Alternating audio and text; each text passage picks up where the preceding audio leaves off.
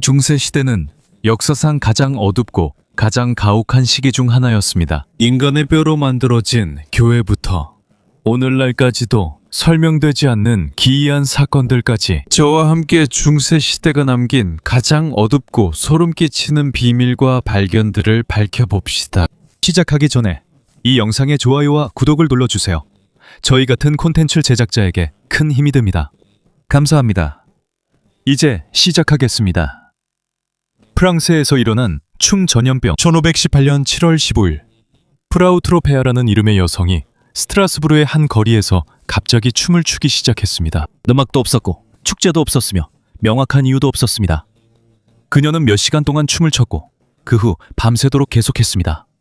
다음 날이 되어도 그녀는 멈추지 않았습니다. 일주일 후 30명 넘는 사람들이 그녀와 춤추기 시작했고 8월에는 더 많아졌습니다. 거의 나흘 동안 수백 명의 남자, 여자, 아이들이 거리에서 쉬지 않고 춤을 췄습니다.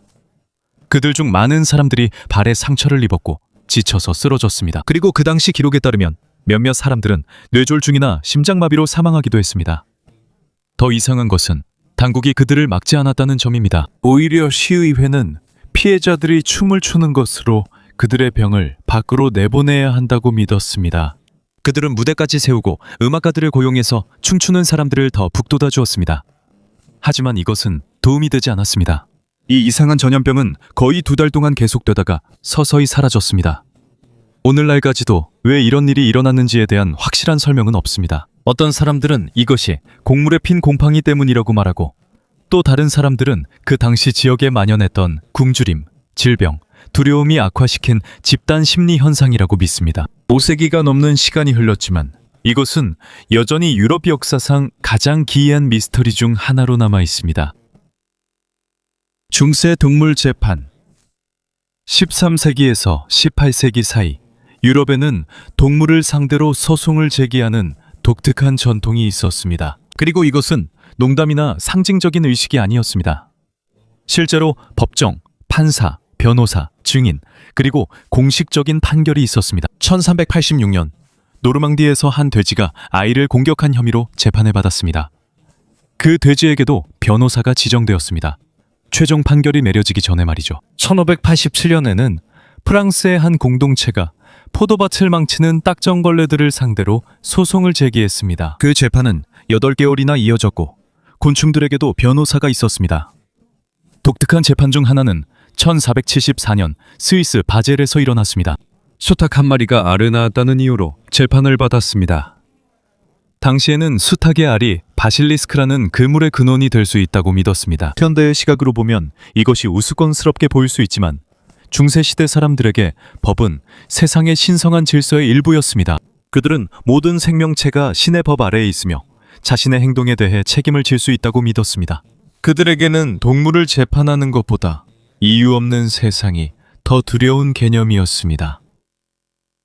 위치 보틀. 잉글랜드의 오래된 집들, 벽, 문, 벽난로 아래에서 200개가 넘는 이상한 병들이 발견되었습니다. 처음 보면 그저 평범한 병들처럼 보입니다. 하지만 고고학자들이 그중 일부를 열었을 때 그 안에서 소름 끼치는 내용물을 발견했습니다. 구부러진 못, 바늘, 사람 머리카락, 잘린 손톱, 심지어 사람 오줌까지 들어있었습니다. 이것을 위치 보틀이라고 부릅니다. 당시의 믿음에 따르면 이 병들은 마녀와 저주로부터 보호해주는 역할을 했습니다.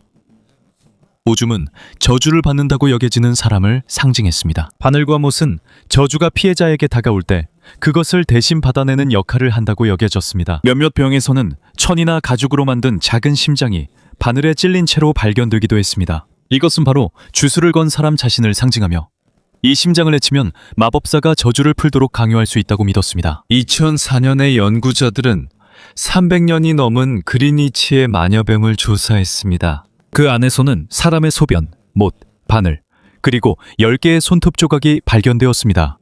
놀랍게도 저주를 건 사람을 더 구체적으로 알 수 있었는데 소변에 남아있는 니코틴 흔적으로 보아 그 병에 소변을 넣은 사람이 흡연자였다는 사실이 밝혀졌습니다. 지금까지도 고고학자들은 오래된 건물 아래에서 계속해서 마녀병을 발견하고 있습니다. 현대과학이 없고 대부분의 질병에 대한 약도 없으며 하루하루가 위험으로 가득했던 시절에는 마법에 대한 믿음이 주변의 어떤 것만큼이나 현실적으로 느껴졌습니다. 어쩌면 그것이 이 이야기에서 가장 소름 끼치는 부분일지도 모릅니다. 마녀병이 실제로 효과가 있었는지가 중요한 게 아니라 얼마나 많은 사람들이 그것이 자신들의 생존에 꼭 필요하다고 믿었는지가 더 중요합니다. 앵커라이트 셀, 잉글랜드의 몇몇 중세 교회를 보수하는 동안 교회 두꺼운 벽 안에 숨겨진 작은 방들이 발견되었습니다. 그 방에는 문이 없었습니다. 음식이 들어갈 수 있을 만큼 작은 창문 하나와 제단을 향한 좁은 틈만 있었습니다. 이 방들은 앵커라이트 셀이라고 불립니다. 여기에서 일부 종교적인 남성과 여성들은 남은 생애를 혼자 살기 위해 자발적으로 자신을 가두었습니다. 앵커라이트가 자신의 셀에 들어갈 때 주교가 특별한 의식을 거행합니다. 여기에는 일반적으로 고인을 위해 읽는 기도문이 포함됩니다. 교회의 시각에서 그 사람은 세상에서 이미 죽은 것으로 간주됩니다. 그 후 셀은 닫히고 그는 다시는 밖으로 나오지 않습니다. 그는 더 이상 하늘을 볼 수 없습니다. 그는 더 이상 다른 사람과 접촉할 수 없습니다. 그리고 때로는 그가 서 있는 자리에서 몇 걸음 이상 멀어질 수도 없습니다. 음식은 벽에 있는 작은 구멍을 통해서만 전달됩니다. 이 구멍을 통해 그는 미사를 듣고 제단을 볼 수 있습니다. 가장 유명한 은둔자 중 한 명은 노리치의 줄리안입니다. 20년이 넘는 세월 동안 줄리안 오브 노리치는 자신의 작은 방에 머물면서 신성한 사랑에 계시다는 책을 썼습니다. 이 책은 영어로 쓰인 가장 오래된 책 중 하나이자 여성이 쓴 책입니다. 현대의 보수공들이 몇몇 독방을 열었을 때 그곳에 한때 살았던 사람들의 흔적을 발견하기도 했습니다. 돌에 남은 긁힌 자국들, 개인 소지품의 일부들. 이곳은 감옥도 아니고 벌을 주는 곳도 아니었습니다. 이곳은 완전한 고독의 삶이었으며 세상과 완전히 떨어져 지내는 것이 신에게 더 가까워질 수 있다고 믿었던 사람들이 자발적으로 선택한 삶이었습니다. 본처치 체코의 쿠트나 호라 마을에는 세들레치 오스와리로 알려진 작은 예배당이 있습니다. 처음 보면 유럽의 많은 역사적인 교회들과 마찬가지로 평범한 오래된 건물처럼 보입니다. 하지만 안으로 들어서면 곧바로 뭔가 이상하다는 것을 눈치채게 됩니다. 벽을 둘러싼 장식들, 그리고 내부에서 볼 수 있는 몇몇 조각상과 상징들까지 모두 그렇습니다. 이 모든 것은 진짜 인간의 뼈로 만들어졌습니다. 복제품도 아니고 뼈처럼 보이기만 하는 장식도 아니며 실제로 살아있었던 사람들의 진짜 유골입니다. 수백 년이 지난 지금 이 예배당 안에는 약 4만에서 7만 구의 해골이 사용된 것으로 추정됩니다. 여기에서는 해골들이 정성스럽게 모여 아치와 장식을 이루고 있는 모습을 볼 수 있습니다. 기둥들 또한 뼈로 둘러싸여 있습니다. 그리고 예배당 한가운데에는 인간의 몸에서 발견할 수 있는 거의 모든 종류의 뼈로 만들어졌다고 하는 거대한 샹들리에가 매달려 있습니다. 대부분의 현대 방문객들에게 이 광경은 마치 공포영화에서 바로 튀어나온 것처럼 보입니다. 하지만 더 놀라운 것은 유럽에 이런 장소가 이곳만 있는 것이 아니라는 점입니다. 포르투갈의 에보라시에는 유명한 뼈의 예배당이 있습니다. 그곳에서는 수천, 수만 구의 해골이 예배당 전체의 벽과 기둥을 덮는 데 사용되었습니다. 입구 위에는 방문객들의 시선을 즉시 사로잡는 메시지가 적혀 있습니다. 여기 있는 우리 뼈들은 너희를 기다리고 있다. 아주 간단한 문장입니다. 하지만 누구도 죽음을 피할 수 없다는 강렬한 경고이기도 합니다. 그런데 어떻게 이런 독특한 전통이 시작되었을까요? 중세시대에는 유럽의 많은 마을과 도시에서 인구가 빠르게 증가했습니다. 이에 따라 교회 묘지에 묻히는 사람들도 많아졌습니다. 그 후 전염병, 기근, 그리고 흑사병과 같은 재앙이 닥쳐 수백만 명의 목숨을 앗아갔습니다. 얼마 지나지 않아 많은 묘지가 가득 차게 되었습니다. 사람들은 새로 묻힐 사람들을 위해 공간을 마련해야 했습니다. 이로 인해 오래된 유해들은 파내어져 깨끗이 정리된 후 오수알이나 뼈를 보관하는 곳으로 옮겨졌습니다. 하지만 일부 지역에서는 이 뼈들을 단순히 보관하지 않았습니다. 대신 이 뼈들을 교회 자체의 일부로 만들었습니다. 해골과 뼈들은 조심스럽게 배열되어 다양한 디자인, 장식, 그리고 종교적 상징들을 만들어냈습니다. 현대인의 시각에서는 이것이 무섭게 보일 수 있지만 사람들을 겁주기 위해 만든 것은 아니었습니다. 사실 그 목적은 정반대였습니다. 이 전통은 기독교에서 중요한 개념인 메멘토 모리의 뿌리를 두고 있습니다. 이것은 네가 죽을 존재임을 기억하라는 의미의 라틴어 문구입니다. 중세시대 사람들에게 죽음에 대해 수구하는 것은 이상하거나 음산한 것으로 여겨지지 않았습니다. 이것은 신앙의 중요한 부분이었습니다. 그들은 인생의 돛없음을 기억하는 것이 더 의미 있게 살고 하나님께 더 가까이 다가가는데 도움이 된다고 믿었습니다. 그래서 죽음을 숨기기보다는 오히려 그들의 눈앞에 두었습니다. 교회에 들어갈 때마다, 기도할 때마다, 그리고 미사 때마다 그 뼈들은 언젠가 자신들도 그렇게 될 것임을 상기시켜 주었습니다. 주변에 있는 사람들처럼 언젠가는 자신도 그렇게 될 것입니다. 아마도 그것이 바로 뼈 교회가 오늘날까지도 강한 인상을 남기는 이유일 것입니다. 매년 많은 관광객들이 이곳을 방문합니다. 그들 중 상당수는 단순한 호기심으로 들어옵니다. 하지만 안에 들어서면 그들은 종종 조용히 멈춰서게 됩니다. 왜냐하면 그들이 보고 있는 것이 단순한 장식이 아니라는 것을 점차 깨닫게 되기 때문입니다. 이것은 단순한 예술이 아닙니다. 이것은 실제 사람들의 유해입니다. 이들은 한때 살아있었고, 사랑했고, 꿈꿨으며 우리처럼 삶을 살았던 사람들입니다. 수백 년이 흘렀어도 그들은 여전히 그 교회의 일부로 남아 있습니다. 조용히 서서 결코 변하지 않는 진실을 상기시켜 줍니다. 제국은 변할 수 있습니다. 왕국은 사라질 수 있습니다. 그리고 역사의 이름들은 지워질 수 있습니다. 하지만 이 뼈 교회들을 세운 사람들에게는 한 가지 분명한 사실이 있었습니다. 언젠가는 우리 모두가 과거의 일부가 될 것이라는 사실입니다. 그리고 그것이 바로 이 예배당의 벽에 있는 수천 개의 해골과 뼈들이 지금까지도 계속 속삭이고 있는 메시지입니다. 그리고 이곳의 이름은 프랑스어 단어 오브리에에서 유래했는데 이는 있다라는 뜻입니다. 그리고 그것이 바로 이곳의 목적입니다. 단순히 사람을 가두는 것이 아니라 그 사람을 사람들의 기억에서 완전히 지워버리는 것입니다. 수년 동안 유럽의 오래된 성을 보수하고 조사하는 과정에서 사람들은 탑, 홀, 그리고 고대 건물의 기초 아래에 숨겨진 이상한 구덩이들을 발견하곤 했습니다. 처음 보면 이게 건물의 평범한 일부처럼 보일 수 있습니다. 하지만 고고학자들이 이것을 더 자세히 조사하면서 일부는 비밀 감옥으로 사용되었을 가능성이 있다는 사실을 깨달았습니다. 2009년 영국 노팅엄에서 보수 작업자들이 중세 오벨리스크를 발견했습니다. 600년 넘게 법원으로 사용되었던 건물 아래에서 발견된 것입니다. 일부 보고에 따르면 여기에 갇힌 사람들은 탈출할 희망 없이 어둠 속에 버려졌을 수도 있다고 합니다. 아일랜드의 유명한 립캐슬에서도 비슷한 구덩이가 발견되었습니다.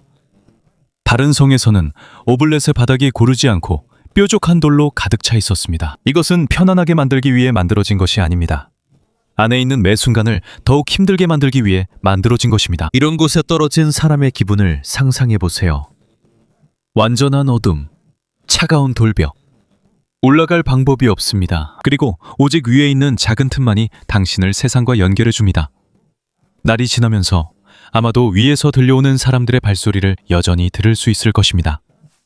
대화 소리, 삶의 소리. 하지만 그들 중 누구도 당신을 볼 수 없고 당신이 살아있는지도 모릅니다. 하지만 일부 역사가들은 오늘날 오블리에라고 불리는 모든 곳이 실제로 감옥으로 사용된 것은 아니라고 믿고 있습니다. 일부는 예전에 물 저장고, 창고 또는 성의 원래 설계의 일부였을 수 있으며 나중에 더 어두운 명성을 얻게 되었습니다. 하지만 한 가지는 부정할 수 없습니다. 이 구덩이들 중 일부에서는 실제로 사람의 뼈가 발견되었습니다. 그리고 그것만으로도 사람들은 그곳에서 실제로 무슨 일이 있었는지 궁금해하게 만들었습니다. 수백 년 전의 일입니다. 오블리엣에서 무서운 것은 단지 굶주림, 고통, 죽음의 가능성만이 아닙니다. 그 뒤에 숨겨진 개념이 더 무섭습니다. 누군가를 세상의 시야에서 완전히 지우기 위해 일부러 만들어진 장소가 있다는 생각입니다. 에든버러 지하에 봉인된 공간들입니다. 1985년 에든버러의 한 럭비 선수가 실수로 오래된 벽을 부수고 도시 아래 어두운 공간으로 떨어졌습니다. 그가 발견한 것은 단순한 지하실이 아니었습니다. 그것은 사우스브리지 아래에 숨겨진 방들의 광대한 네트워크였습니다. 그리고 거의 한 세기 동안 잊혀져 있었습니다. 120개가 넘는 지하 공간이 발견되었습니다. 처음에는 이 방들이 작업장, 창고, 그리고 사업장으로 사용되었습니다. 하지만 시간이 지나면서 위에 있는 다리에서 물이 새기 시작했습니다. 상인들은 그곳을 떠났습니다. 그들을 에든버러에서 가장 가난한 주민들이 대신하게 되었습니다. 집이 없는 이주민들, 집세를 감당할 수 없는 가족들, 갈 곳이 없는 사람들이었습니다. 볼트 안에는 거의 햇빛이 들지 않았습니다. 제대로 된 환기도 없었고 위생시설도 없었습니다. 질병, 빈곤, 그리고 절망이 그들의 일상생활의 일부가 되었습니다. 마침내 도시가 출입구를 완전히 폐쇄했을 때 19세기에 들어서면서 그곳 전체는 서서히 잊혀졌습니다. 100년이 넘는 세월 동안 에든버러의 대부분의 주민들은 자신들의 발 아래에 한때 살아가며 고통받았던 전체 공동체가 있었다는 사실을 전혀 알지 못했습니다. 쥐와 방들이 다시 개방되었을 때 고고학자들은 그곳에 한때 살았던 사람들의 흔적이었던 도구들, 옷 조각들, 동물뼈, 용기, 그리고 기타 여러 가지 유물들을 발견했습니다. 오늘날 이곳은 유명한 관광 명소가 되었으며 스코틀랜드에서 가장 유령이 많이 출몰하는 장소 중 하나로 자주 여겨집니다.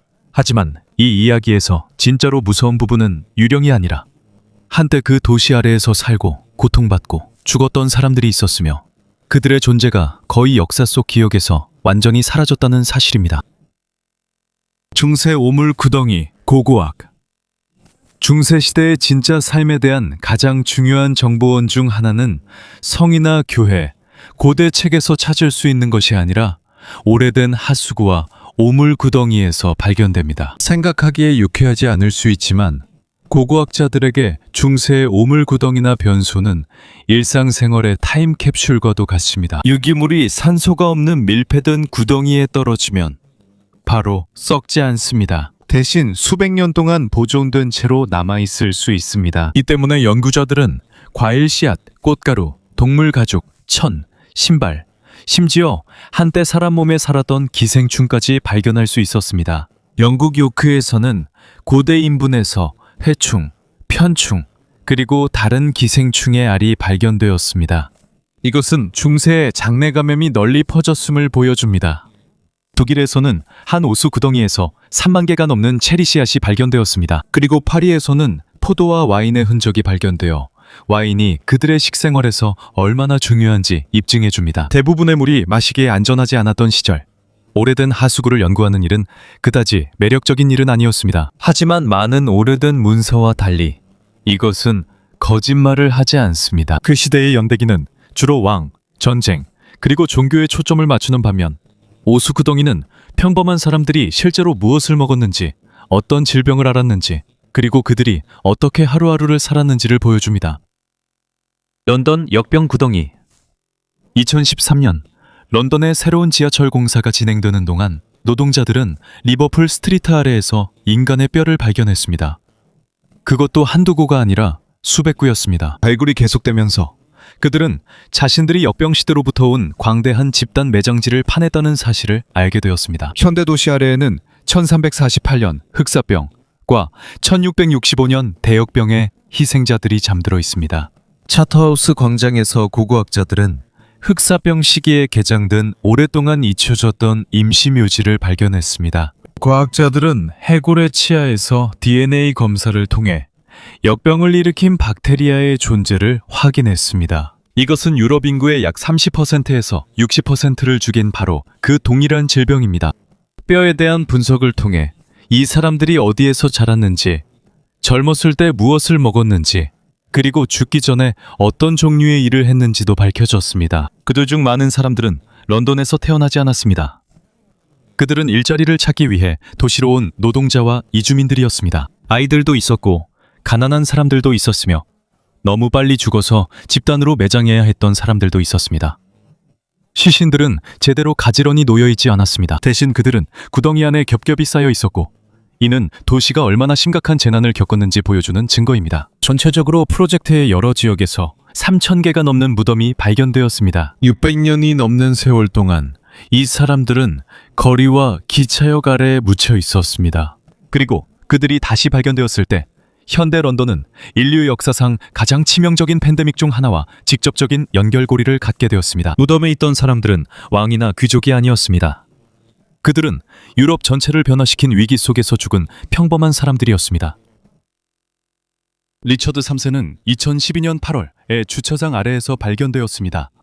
레스터의 고고학자들은 단순한 주차장에서 발굴을 시작했습니다. 그들은 보물을 찾고 있었던 것이 아니었습니다. 그들은 고대 사원을 찾고 있었던 것도 아닙니다. 그들이 찾고 있던 것은 500년 넘게 사라진 한 왕의 무덤이었습니다. 리처드 3세, 전장에서 직접 전사한 영국의 마지막 왕입니다. 그는 1485년 보스워스 전투에서 전사했으며 이 전투는 장미 전쟁을 끝내고 튜더 왕조의 등장을 알렸습니다. 그가 죽은 후 그의 시신은 레스터에 있는 한 수도원에 매장되었습니다. 하지만 몇십 년 후 수도원이 철거되면서 그의 무덤 위치는 완전히 사라졌습니다. 527년 동안 아무도 그가 어디에 묻혔는지 알지 못했습니다. 주차장에서 첫날 발굴을 시작한 후 고고학자들은 해골을 발견했습니다. 시신은 얕고 좁은 무덤에 누워 있었습니다. 그의 척추에는 명확한 척추 측만증이 있었는데 이 질환은 역사적 기록에 나오는 리처드 3세의 묘사와 일치합니다. 또한 두개골에는 중세 전쟁에서 사용된 무기에 의해 생긴 많은 상처가 있었습니다. 하지만 가장 중요한 증거는 DNA에서 나왔습니다. 과학자들은 해골에서 추출한 유전 물질을 리처드 3세의 형제의 살아있는 후손의 DNA와 비교했습니다. 일치하는 결과가 나왔습니다. 은밀한 조사를 거친 후 그 해골이 리처드 3세의 것임이 공식적으로 확인되었습니다. 이것은 현대 고고학에서 가장 놀라운 발견 중 하나입니다. 수세기 동안 리처드 3세의 이미지는 선전과 이야기들에 의해 형성되었습니다. 특히 셰익스피어의 희곡에서 그를 심한 기형을 지닌 인물로 묘사한 것이 그렇습니다. 하지만 과학은 그 이야기의 많은 부분이 과장되었거나 사실이 아님을 보여주었습니다. 더 놀라운 점은 그가 발견된 주차 공간에 알이 표시되어 있었지만 이 표시는 왕을 위한 것이 아니었습니다. 우연히 그것은 예약 표시였습니다. 수십 년 동안 수천 명의 사람들이 자신도 모르게 잉글랜드에 실종된 왕 위에 차를 주차했습니다. 2015년 리처드 3세는 다시 한번 레스터 대성당에 안장되었습니다. 많은 사람들이 참석한 의식이었습니다. 500년이 넘는 세월 동안 사라졌던 한 왕이 한때 역사에서 잊혀졌던 그가 마침내 다시 발견되었습니다. 그리고 현대 시대의 가장 위대한 고고학적 미스터리 중 하나가 마침내 끝이 났습니다. 이렇게 해서 중세 시대에서 나온 가장 충격적인 발견들에 대한 우리의 여정이 끝이 났습니다. 그리고 그것들이 열렸을 때 우리는 아주 특별한 기회를 얻게 되었습니다. 오랜 세월 역사 속에 사라진 사람들의 목소리를 다시 들을 수 있게 된 것입니다.